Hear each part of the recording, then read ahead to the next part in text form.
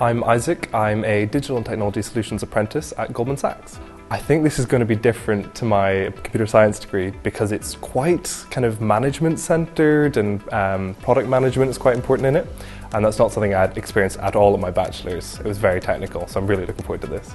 I chose to do a degree apprenticeship because I really wanted a master's, but just went into a normal grad job anyway to kind of get my life started and see if I really wanted to go in that career.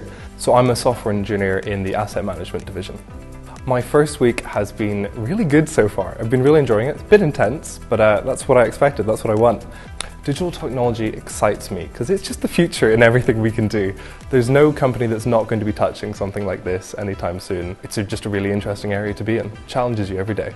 If a friend was thinking about applying to a program at this level, I would 100% say just go for it. Make sure you're academically able to do it and you've got the kind of other skills you need for your company, but just go for it, it's worth it. If I had to describe the course in 3 words, I'd say interactive, applicable and intense.